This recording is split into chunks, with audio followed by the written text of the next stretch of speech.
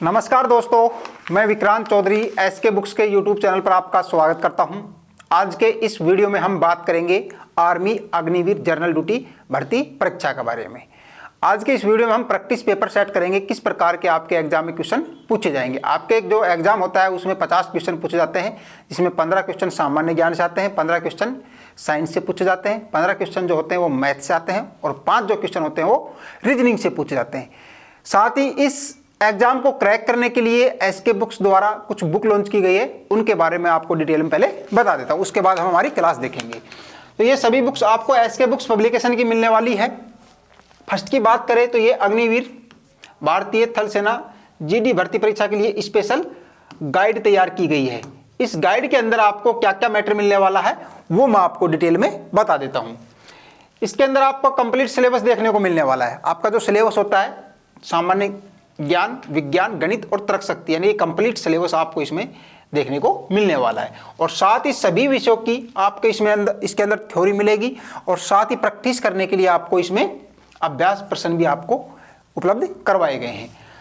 इसके अलावा बात की जाए अभ्यास प्रश्नों को, इसमें आपको टॉपिक के अनुसार देखने को मिलेगा, बिल्कुल सिस्टमेटिक तरीके से क्वेश्चन उपलब्ध करवा रखे हैं। साथ ही आपको इसमें मूल विधि के साथ साथ मैथ और रीजनिंग की आपको शॉर्टकट ट्रिक्स भी देखने को मिलने वाली है और कठिन प्रश्नों की आपको इसमें एक्सप्लेनेशन भी देखने को मिलने वाली है। साथ ही इस पुस्तक के अंदर आपको क्यूआर कोड मिलेगा। आप क्यूआर कोड अपने मोबाइल से स्कैन करें और कंप्लीट एक्सप्लेनेशन आप देख सकते हैं। इसके कॉम्बिनेशन की बात करें हम तो ये अभ्यास पेपर सेट है, जिसमें आपको 50 पेपर्स देखने को मिलने वाले हैं।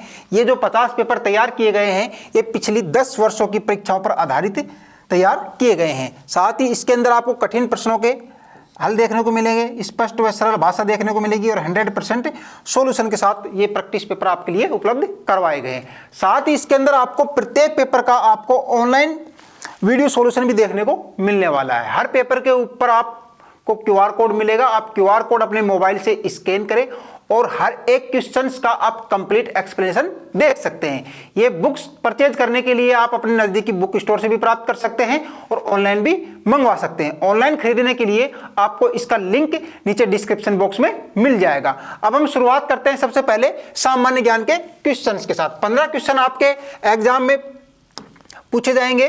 तो सबसे पहले हम बात करते हैं 15 क्वेश्चन आपके सामान्य ज्ञान के आएंगे। तो पहले हम सामान्य ज्ञान के क्वेश्चन देखेंगे, किस प्रकार के आपके एग्जाम में क्वेश्चन पूछे जाएंगे।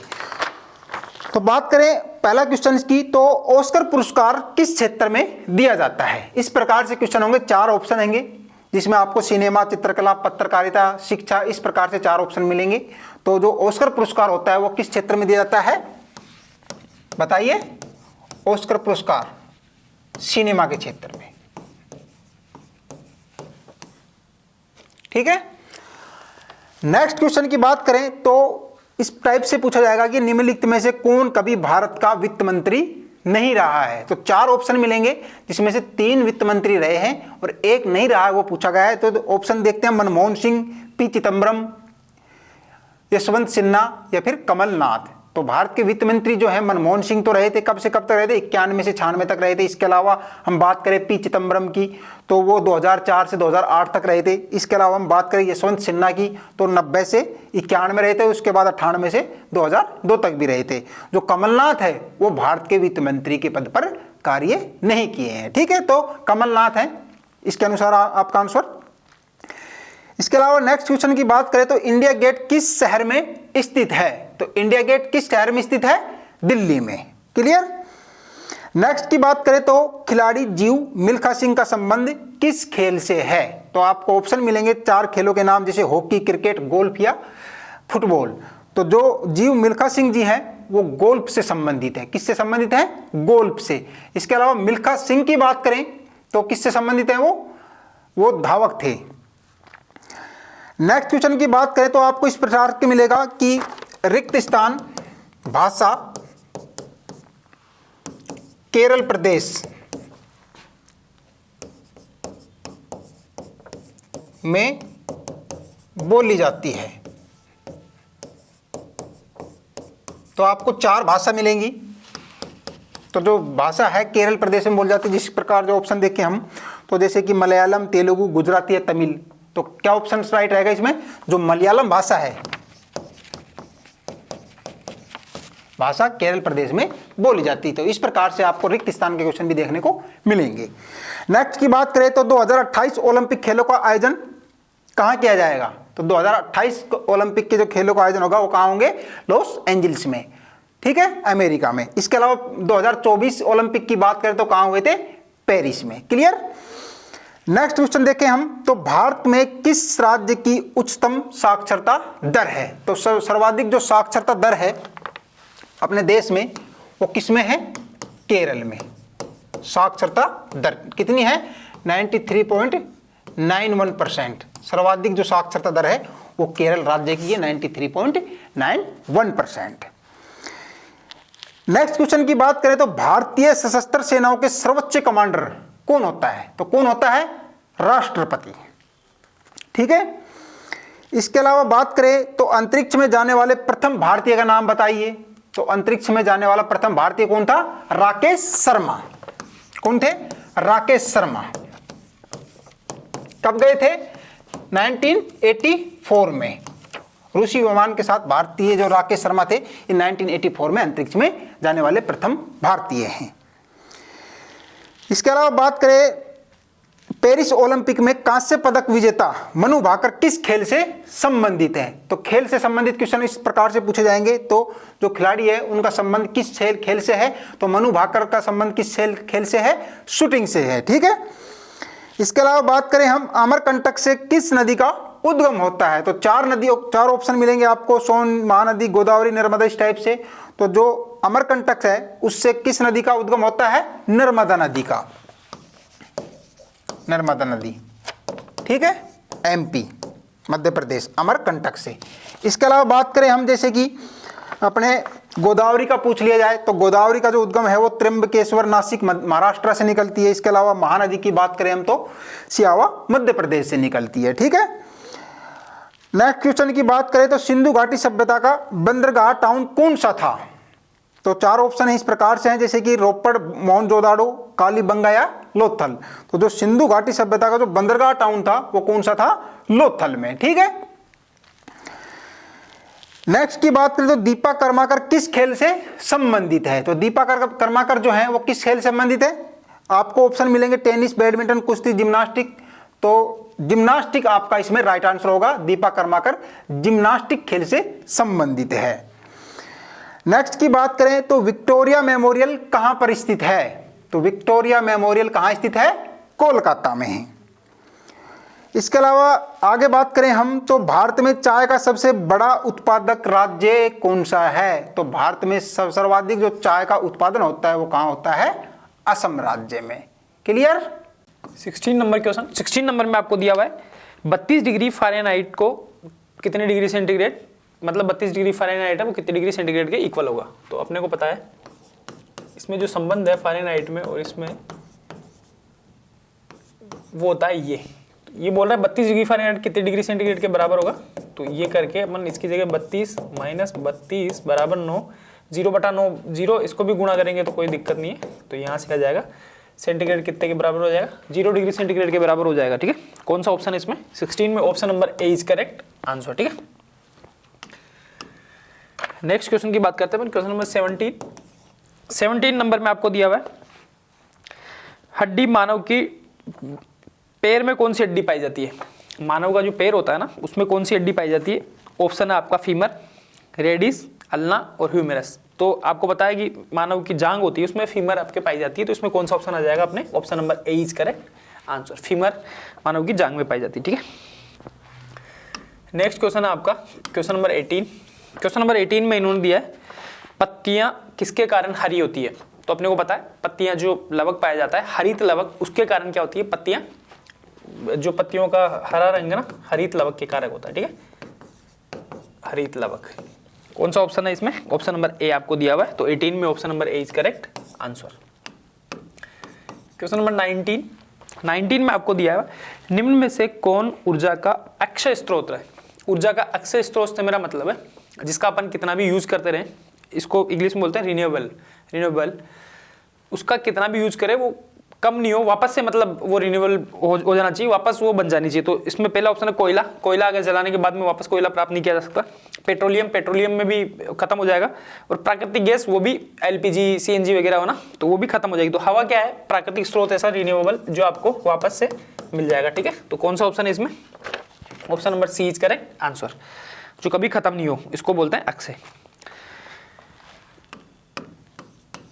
क्वेश्चन नंबर 20, इसमें दिया हुआ है आपको, मछलियां के द्वारा श्वसन करती है। तो मछलियां गलफड़ों के द्वारा श्वसन करती है। मछलियां किसके द्वारा करती है, गलफड़ों के द्वारा, ठीक है।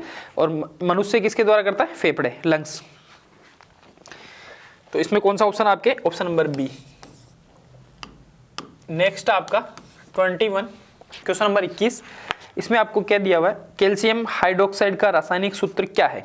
कैल्शियम हाइड्रोक्साइड, तो कैल्शियम हाइड्रोक्साइड पहला है आपका CaCl2, सेकेंड आपका CaOH का होल ट्वाइस, CaCO3 और चौथा है आपके ZnCl2। तो आपको पता है कैल्शियम हाइड्रोक्साइड जिसको अपन बुझा हुआ चूना भी बोलते हैं, क्या बोलते हैं, बुझा हुआ चूना, ठीक है। तो ये हो जाएगा आपका राइट आंसर, मतलब ऑप्शन बी बोल दो, चाहे इसको 2 बोल दो। ये ए हो गया, बी हो गया, सी हो गया, डी हो गया, ठीक है। नेक्स्ट आपका क्वेश्चन नंबर 22 में आपको क्या दिया हुआ है, चंद्रमा पर एक व्यक्ति के भार में क्या असर होगा। अगर अपन चंद्रमा पे जाएंगे तो उसके में भार होता, उस पर क्या फर्क पड़ेगा। देखो, एक तो होता है द्रव्यमान, एक होगा आपका भार। तो भार क्या होगा, आदमी किसी का भी अगर भार होगा तो वो घट जाएगा, जबकि द्रव्यमान पे कोई फर्क नहीं पड़ेगा ना, कोई फर्क नहीं पड़ेगा और आपका ये घट जाएगा। कितने से घटेगा, 1/6, क्योंकि पृथ्वी के भार का 1/6 होता है ना। अगर किसी आदमी का यहाँ पे 100 किलो अगर वजन है तो उसका हो जाएगा 100/6 है ना, वो वहां पे हो जाएगा। तो इसमें कौन सा ऑप्शन, आपसे सिर्फ इतना पूछा हुआ, घटेगा बढ़ेगा, तो यहाँ पे क्या हो जाएगा, घट जाएगा। Option B is correct answer. Next आपका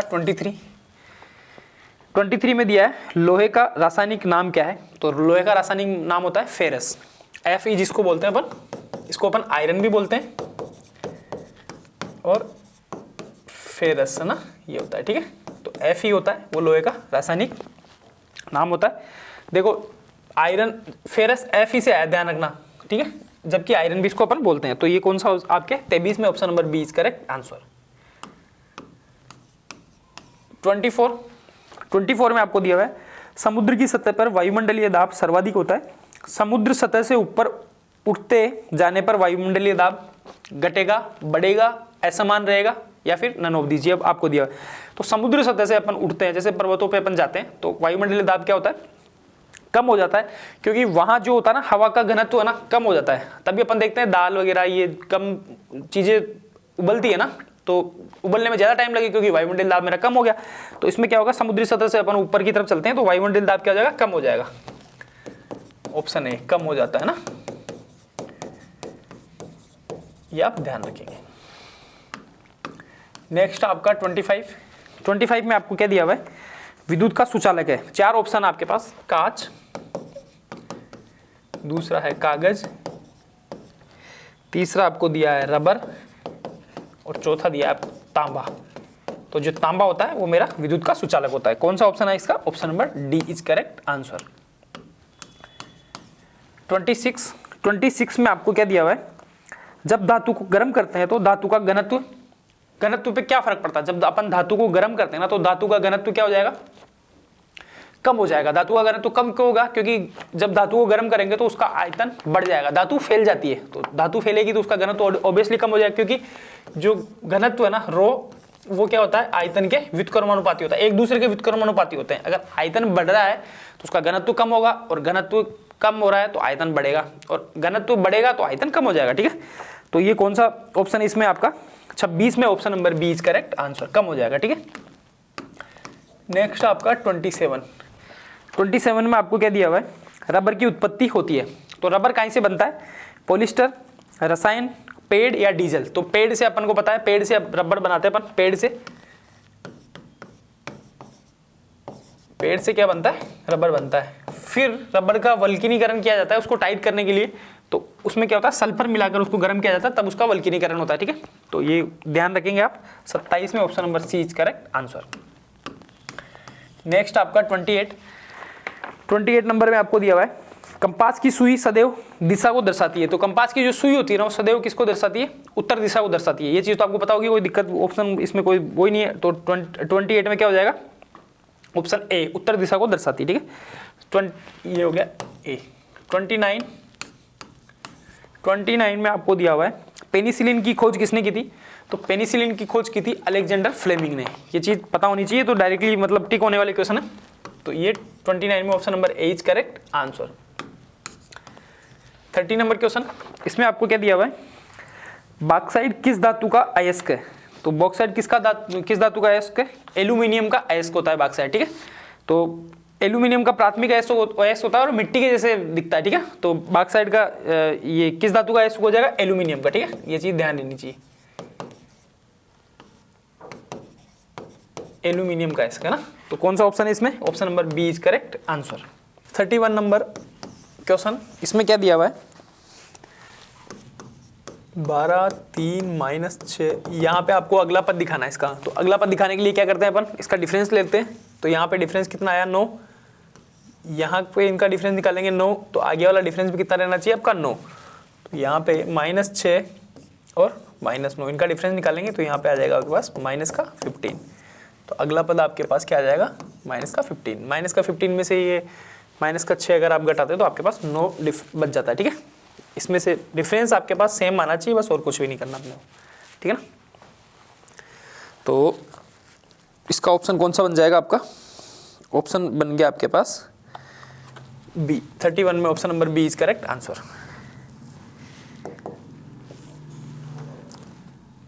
नेक्स्ट पे चलते हैं अपन, क्वेश्चन नंबर 32 में आपको क्या दिया हुआ है, 2 नल एक टैंक को क्रम से 10 घंटे और 15 घंटे में भरते हैं। यदि दोनों नलों को एक साथ खोल दिया जाए तो टैंक को भरने में कितना समय लगेगा। तो टैंक को भरने में समय देखो, मान लो नल ए कितने टाइम में भर रहा है, 10 घंटे में, और बी नल है, इसको कितने घंटे में भरा है, 15 घंटे में। तो दोनों नल कब पूरे भर जाएंगे, मतलब दोनों नल खोल दिए जाए तो होज आपका कब भर जाएगा। इसके लिए डायरेक्टली फॉर्मूला होता है, आपको 1 घंटे का काम वाम निकालने की भी जरूरत नहीं है। ये आ जाएगा आपके पास ए बी और a + b, मतलब a × b। तो आप यहाँ पे इसको डायरेक्टली निकाल लेंगे, 10 × 15, 10 + 15। सोल्व करते हैं, 10 × 15 और 25। ये गया 3 बार में, ये गया आपके पास 5 बार में, ये गया 1 बार में, ये गया 2 बार में। तो 6 घंटे का क्या लगेगा, 6 घंटे का समय लगेगा आपके पास टैंक को भरने में। ठीक है, तो कौन सा ऑप्शन है इसमें, option number B is correct answer. Next question पे चलते हैं अपन, क्वेश्चन नंबर 33 में आपको क्या दिया हुआ है, निम्नलिखित पद को आपको क्या करना है, हल करना है। 2.9 × 7.05 × √256/4² आपको ये दिया हुआ है। ठीक है, तो इसको आपको सोल्व करने के लिए, इसको अगर अपन सोल्व करते हैं तो ये देखो, ये किसका बन जाएगा। इसको मैं एक बार और थोड़ा सोल्व कर लेता हूँ, आपको डायरेक्टली आप आंसर लिख सकते हैं। ये बन गया आपके पास 16, इसका स्क्वायर रूट 16, और ये आ गया आपके पास 4 का स्क्वायर 16। 16 से 16 कैंसिल आउट कर सकते हैं, क्योंकि यहाँ पे सब गुणा में। अब आपको मल्टीप्लाई करना है 2.9 × 7.05। अगर आप इन दोनों को मल्टीप्लाई करते हैं तो आपके पास आंसर आ जाता है 20.445। ये आपको कौन से ऑप्शन में मिलेगा, ऑप्शन नंबर डी में। तो 33 में कौन सा ऑप्शन हो गया, option number D is correct answer. Next question आपका क्वेश्चन नंबर 34 में आपको दिया हुआ है, 2 संख्याओं का एलसीएम 1134 है और एचसीएफ 18 है। यदि उनमें से एक संख्या 162 है तो दूसरी संख्या आपको निकालनी है। आपको एलसीएम कितना दिया है, एलसीएम दिया है आपको 1134 और एचसीएफ आपको कितना दिया है, एचसीएफ दिया है आपको 18। अब अपन एक फॉर्मूला जानते हैं, संख्याओं का गुणनफल, 2 संख्याओं का गुणनफल है ना, संख्याओं का गुणनफल। यहाँ 2 है तो दोनों 2 संख्याओं का गुणनफल बराबर एलसीएम × एचसीएफ। उनका एलसीएम और एचसीएफ। तो यहाँ पे गुणनफल आपको क्या क्या मतलब एक संख्या कितनी दी हुई है 162, तो एक संख्या x मान लूँ, एक संख्या आपके पास 162 आपको दी हुई है। एलसीएम आपके पास कितना है 1134 गुणा 18, ठीक है। इसको अपन सोल्व करते हैं, x की वैल्यू मतलब दूसरी संख्या आपको निकालनी है 1134 18 162, 18 से कैंसिल आउट कर देता हूँ, ये गया 9 बार में, ठीक है। x की आपके पास वैल्यू आ जाएगी 11 एकम 9 एकम 9 2 23 9 दूनी 18 5 9 छंगे 54, 126 आपके क्या आ जाएगी दूसरी संख्या, मतलब दोनों संख्याओं का जो गुणनफल है ना 126 गुणा 162 वो क्या होना चाहिए एलसीएम और एचसीएफ के गुणा के बराबर होना चाहिए। ये दो संख्या के लिए सच है, ठीक है। तो इसमें आपके पास कौन सा ऑप्शन है 34 में option number A is correct answer. Next question की बात करते हैं अपन, क्वेश्चन नंबर 35 में आपको क्या दिया हुआ है, ए एक कार्य को 15 दिन में पूरा करता है, बी उस काम को 30 दिन में पूरा करता है, ए और बी मिलकर उस काम को कितने दिन में पूरा करेंगे, ठीक है। तो आप चाहे ऐसे निकालो चाहे डायरेक्ट भी निकाल सकते हैं आप, ए और बी ये 15 दिन में कर रहा है, ये कर रहा है इसको 30 दिन में, ठीक है। तो ए और बी मिलकर कितने दिन में, तो इनका ले लेंगे अपन एलसीएम, एलसीएम आ गया आपके पास 30, इसकी एफिशिएंसी निकालेंगे कार्य क्षमता वो आ गई 2, इसकी आ गई 1, ठीक है। ये भाग देते हैं इसमें ना, तो ये आ गई। अब आपको क्या निकालना है ए प्लस बी दोनों मिलकर काम कब कंप्लीट करेंगे, कार्य पूरा करेंगे, कौन ए प्लस बी दोनों मिलकर। तो आपके पास कुल कार्य कितना है 30 और दोनों की कार्य क्षमता कितनी है 2 इसकी है 1 इसकी है, तो कुल कार्य क्षमता कितनी आ गई 3 बराबर 10, मतलब ए और बी दोनों मिलकर काम को कितने दिन में पूरा कर देंगे 10 दिन में कंप्लीट कर देंगे। जो अपने टैंक वाला करा था ना, एक तरीका आपके पास ये हो गया, एक तरीके से आप दूसरे से भी इसको कर सकते थे 15 गुणा 30 बटावा 15 प्लस 30, ये आपको काम करना है।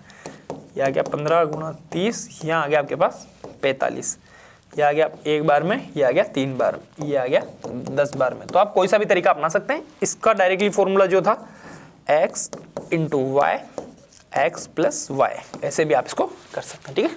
तो चाहे इससे कर लो चाहे इससे कर लो, दोनों से आपके पास आंसर आने वाला है। कौन सा है इसमें 35 में option number B is correct answer.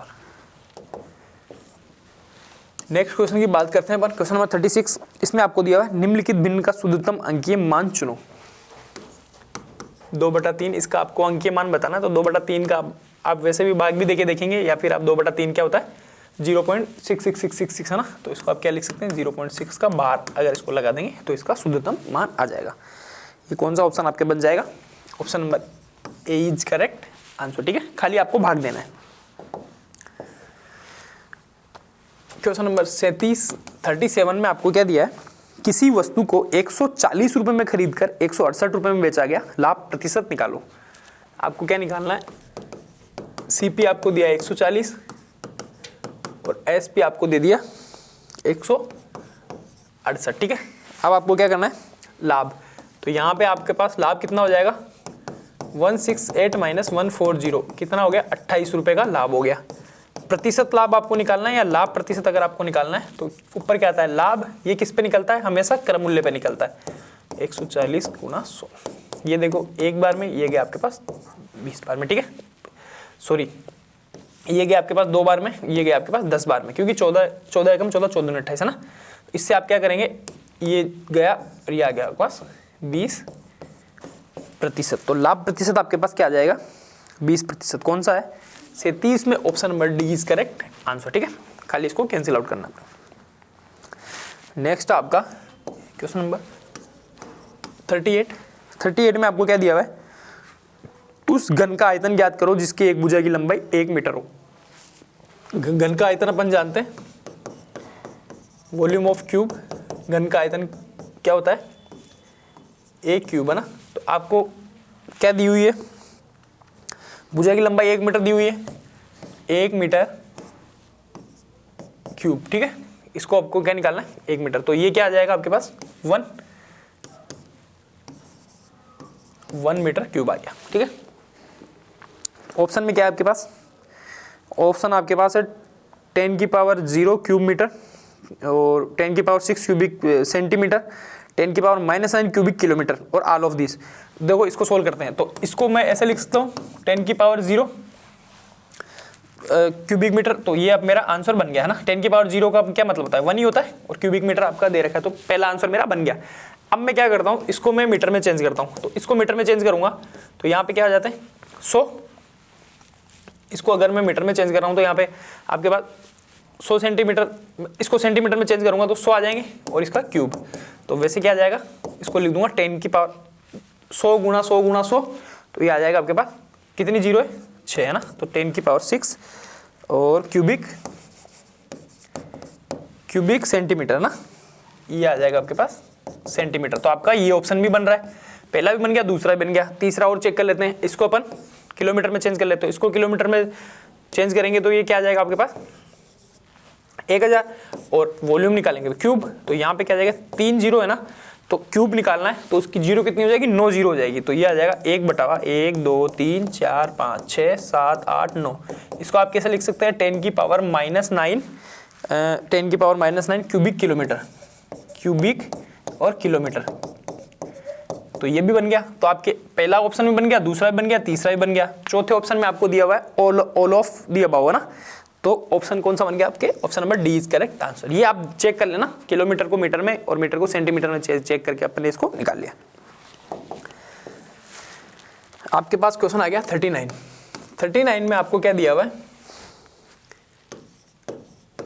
225,289 as it is question. इसमें से आपको जो प्रैक्टिस अपन कर रहे हैं इसमें एज इट इज क्वेश्चन भी आपको देखने मिल जाते हैं। अभी ये एज इट इज क्वेश्चन आ गया था। अब देखो इसका क्या करना है, स्क्वायर रूट अपने को ओपन करना है। तो इसको या फिर आप वैसे कर सकते हैं, इसको लिख दो 15 गुणा 15, इसको लिख दिया 17 गुणा 17। इसका अपन खोलते तो ये आ गया आपके पास 15/17। ये कौन सा ऑप्शन है आपका इसका 15/17, option number A is correct answer. ठीक है, खाली आपको स्क्वायर याद रहने चाहिए। 1 से 30 तक तो अगर आपको याद है तो आप डायरेक्टली इसको देखते ही सोल्व कर सकते थे। क्वेश्चन नंबर 40 में आपको क्या दिया हुआ है, एक मीनार की छाया मीनार की ऊंचाई के बराबर है, तो देखने के स्थान से मीनार के शिखर तक का कोण कितना होगा। ये बोल रहा है कि जो ये हाइट है ना, इसके बराबर जो इसकी ये है ना, ये भी इसके बराबर है, मतलब ऊंचाई बराबर जो इसकी छाया है ना, वो दोनों बराबर है। तो इसको h मान लो, इसको भी h ही मानना पड़ेगा, क्योंकि दोनों बराबर बराबर अपने को लेनी है। तो अपने को इसका थीटा निकालना है। तो वैसे तो आपको ध्यान रहना चाहिए, थीटा आ जाएगा 45 डिग्री, क्योंकि सेम रहेगा ना, तब इसका 45 डिग्री। तो वैसे भी आप निकाल लो, tan theta equal to perpendicular क्या है और बेस मतलब दोनों, तो यहाँ से 1 आ गया। तो थीटा की वैल्यू कितनी होगी, थीटा की वैल्यू 45 डिग्री होगी, तब जाके ये सेटिस्फाई होगा। ठीक है, तो दोनों सेम। अगर इसकी छाया और ये बराबर होगी तो एंगल, इनके बीच में एंगल कितना बन जाएगा, 45 डिग्री का एंगल होगा ना, तभी जाके ये छाया और इसकी ये दोनों बराबर होनी चाहिए। ठीक है, तो ये आप निकाल सकते हैं। आगे वाला देखेंगे अपन, ये डायग्राम ऐसे कैसे नहीं बनेगा। यहाँ तो आपको 90 डिग्री दिख रहा है, बाकी एंगल आपको 45 डिग्री करना पड़ेगा ना, यहाँ 45 आएगा, तभी ये दोनों इक्वल आएंगे। ठीक है ना, नेक्स्ट की बात करते हैं अपन, क्वेश्चन नंबर 41।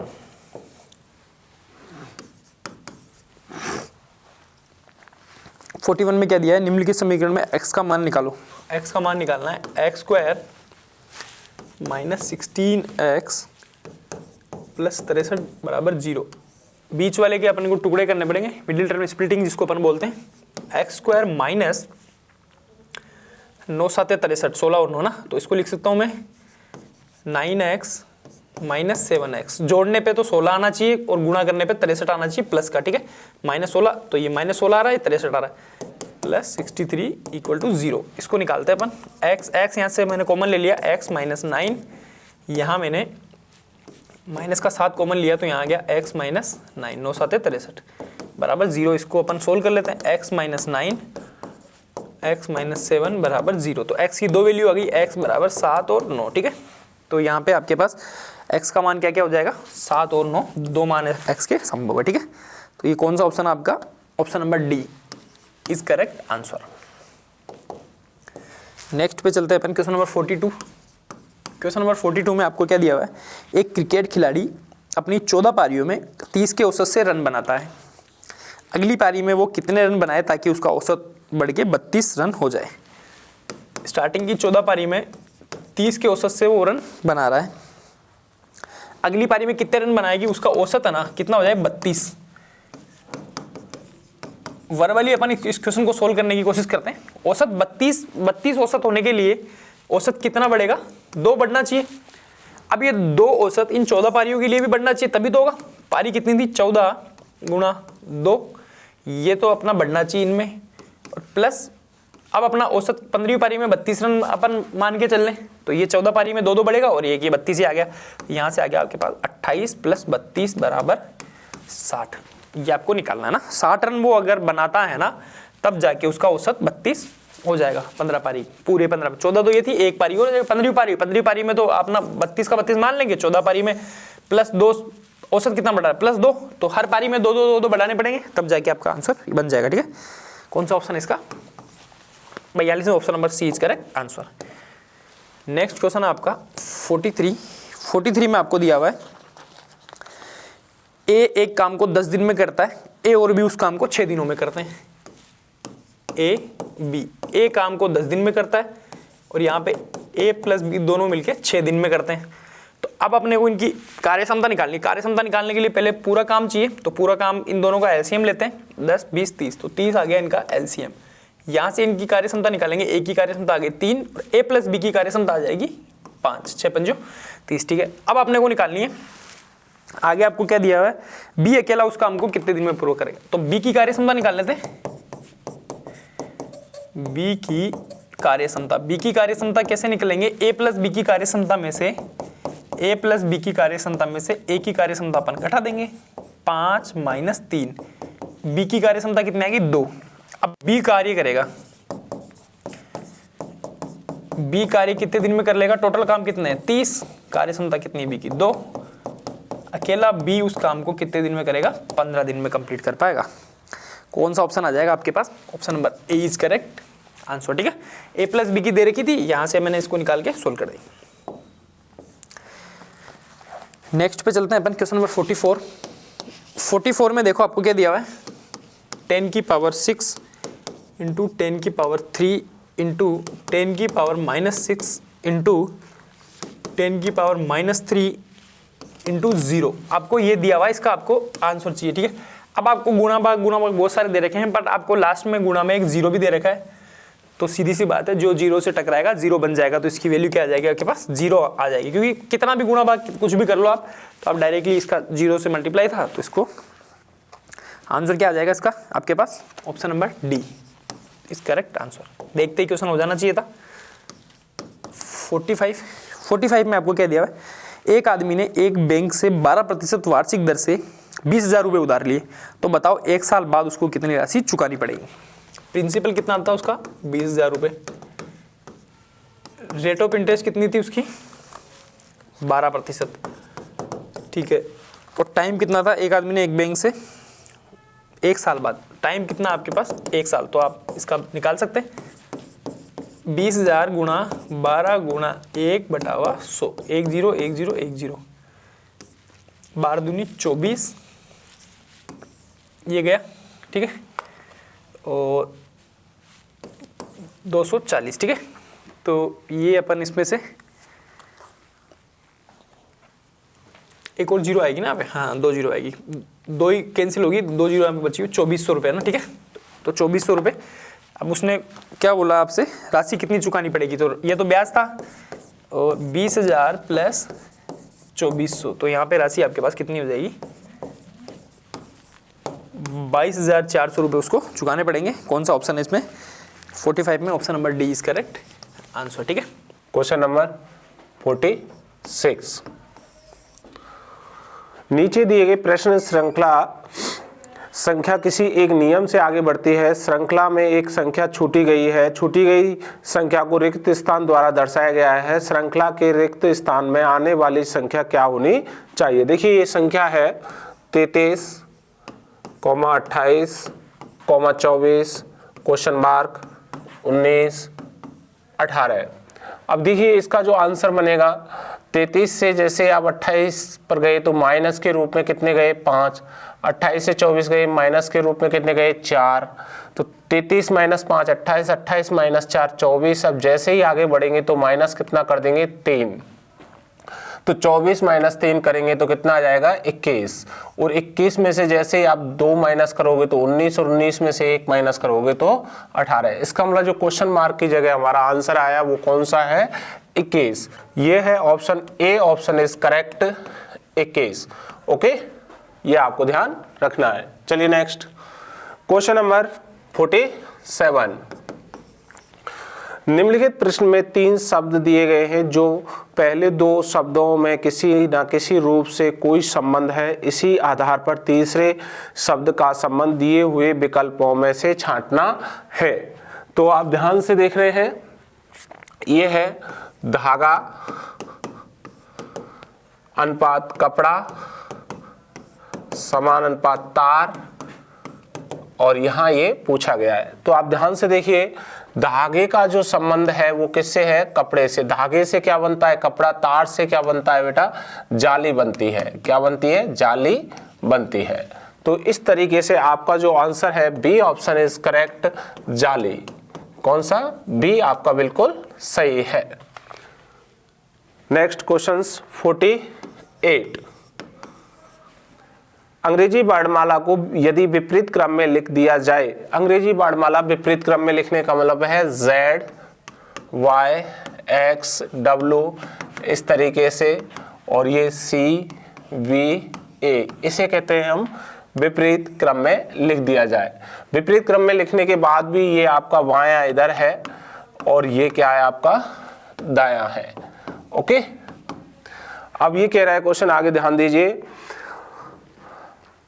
तो कौन सा अक्षर आपके बाएं से 17वें अक्षर से बाएं 15वां अक्षर, ये कह रहा है ये इधर बाएं से 17वें अक्षर, बाएं से 17वें अक्षर के बाएं वापस इधर ही आना है, 15वां अक्षर कौन सा है, ये कह रहा है के बाएं। ठीक है, तो ये ध्यान रखिए, इधर से 17 और इधर वापस 15 है, तो इसका मतलब लेफ्ट माइनस लेफ्ट हो गया। तो 17 माइनस 15 करेंगे तो हमारा कितना आ गया, 2 आ गया। तो हम टोटल यहां से जो चले हैं 2 कदम चले, 1 और 2। तो इसका मतलब हमारा जो पोजीशन होगा वो कौन सा हो जाएगा, Y। कौन सा हो जाएगा, Y। तो हमारा जैसे ही हम यहां से 17 से वापस 15 आए तो किस पे आए, Y पे। ठीक है, तो इसका जो आंसर है B option is correct, B हमारा बिल्कुल सही है। चलिए नेक्स्ट क्वेश्चन नंबर 49। ये कह रहा है यदि x तथा y भाई हैं, y और x क्या है, ये भाई है। ठीक है, ये क्या है, भाई है। आगे कह रहा है x की बहन z है, इसकी बहन है z, ये इसकी बहन है तो ये y की भी बहन है। आगे कह रहा है Q का भाई P है, Q का भाई कौन है, P है, लेकिन अभी हमें नहीं पता। आगे चलेंगे, Y की बेटी Q है, Y की बेटी कौन है, Q, ये इसकी क्या है, बेटी।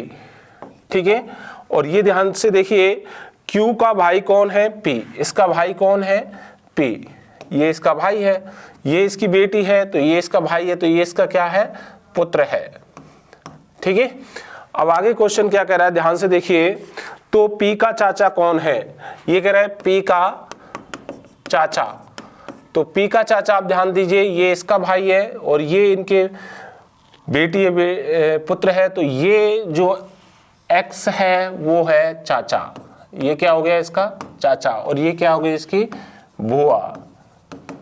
तो ये कह रहा है P का चाचा कौन है, X, P का चाचा X है। तो ये B ऑप्शन इज करेक्ट हो गया है, यहाँ पे बी बिल्कुल आपका सही है। चलिए क्वेश्चन नंबर 50। ठीक है, ध्यान से देखिए, यदि दक्षिण पूरब बन जाए, ये ध्यान से देखिए, ये दक्षिण पूरब है। ठीक है, ये क्या बन जाए, पूरब बन जाए, ये क्या बन जाए, पूरब। तो ये 45 डिग्री क्या हुआ, लेफ्ट साइड हो गया। आगे कह रहा है उत्तर पश्चिम। अब देखिए ये उत्तर पश्चिम है, ठीक है, ये क्या बन जाए, पश्चिम बन जाए, तो ये भी 45 डिग्री लेफ्ट हो गया। ठीक है, ये कह रहा है दक्षिण पश्चिम, ये दक्षिण पश्चिम है, ठीक है, तो ये दक्षिण बन जाए तो ये भी क्या हो गया हमारा लेफ्ट हो गया 45 डिग्री। अब कह रहा है इसी तरह अन्य भी परिवर्तित होते रहे तो उत्तर क्या बन जाएगा। अब देखिए उत्तर, ये कह रहा है कि ये उत्तर क्या बन जाएगा, तो हम जैसे ही हम इसको 45 डिग्री क्या मोड़ेंगे, लेफ्ट मोड़ेंगे, तो हमारा बन जाएगा उत्तर पश्चिम। तो हमारा जो आंसर आया उत्तर पश्चिम, ए ऑप्शन इज करेक्ट है, उत्तर पश्चिम, A option is right. Okay, ये आपको ध्यान देना है।